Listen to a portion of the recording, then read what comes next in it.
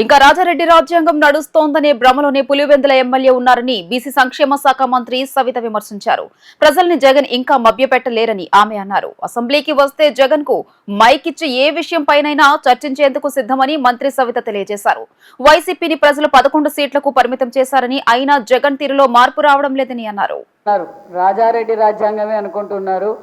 భారతదేశం అంతా అంబేద్కర్ గారి రాజ్యాంగం కొనసాగిస్తూ ఉంటే మరి ఒక ఎంపీగా, ఒక మాజీ ముఖ్యమంత్రి కొడుకుగా, మరి మాజీ ముఖ్యమంత్రిగా, ఇప్పుడు పులివెందుల ఎమ్మెల్యేగా మరి ప్రతిపక్ష హోదా ఎవరిస్తారో కూడా తెలియని విధంగా, అంటే ఆ విధంగా ఆయన మైండ్ సెట్ ఫిక్స్ అయిపోయింది. ఇంకా ఏదో ప్రజల్ని ఇంకా భ్రమ పెట్టాలి, ప్రజల్ని ఏదో విధంగా ఇంకా తప్పుడు సమాచారం, తప్పుడు మెసేజ్ ఇస్తూ ఇంకా ప్రజల్ని ఇంకా మభ్య పెట్టాలని చూశారు. ప్రజలు ఏం చేస్తే ఈ రాష్ట్రం బాగుపడుతుందనే విషయాన్ని గ్రహించే మరి పులివెందుల ఎమ్మెల్యే గారికి 11 సీట్లకే పరిమితం చేశారు. మేము మీడియా ద్వారా తెలియజేసేది ఒకటే, మీరు లాస్ట్ టైం అసెంబ్లీ జరుగుతున్నప్పుడేమో ఢిల్లీకి వెళ్ళి ధర్నా చేస్తారు. మేము క్లారిటీగా మా ముఖ్యమంత్రి గారు మాకు దిశ నిర్దేశించింది ఒకటే, కక్ష సాధింపు చర్యలు వద్దు.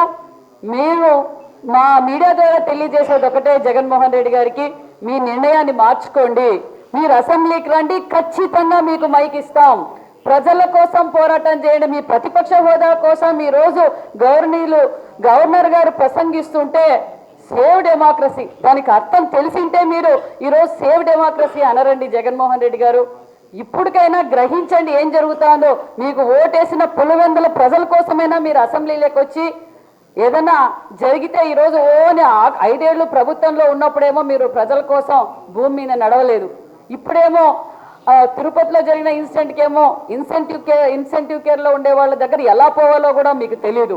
ఎమ్మెల్సీ కోడ్ ఉంది, మిర్చి మండి దగ్గరికి ఎలా పోవాలో మీకు తెలియదు, ప్రతిపక్ష హోదా ఎలా వస్తుందో మీకు తెలియదు. మరి అన్నీ తెలియకుండా ఎందుకు ఇలాంటి ప్రజల్ని ఇంకా ఎందుకు భయప్రాంతాలు చేయాలనుకుంటున్నారో, ఇంకా ఎందుకు ప్రజల్ని మభ్య పెట్టాలనుకుంటున్నారో ప్రజలందరికీ అర్థమైంది.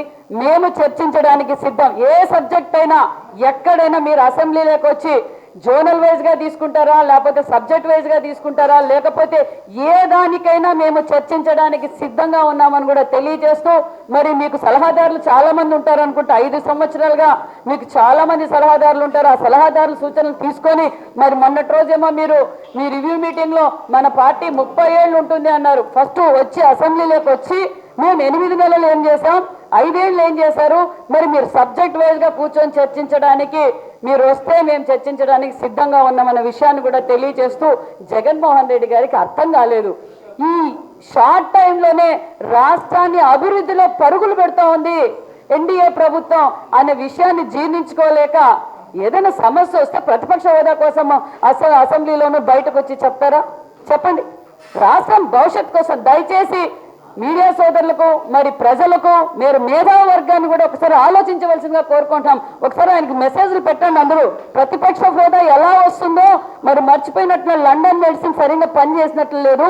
మరొకసారి మీరు అందరూ మీడియా వారు, మరి ప్రజలందరూ మరొకసారి ఆయన మెసేజ్ల ద్వారా అసెంబ్లీకి పంపించవలసిందిగా కోరుకుంటున్నాం. Thank you.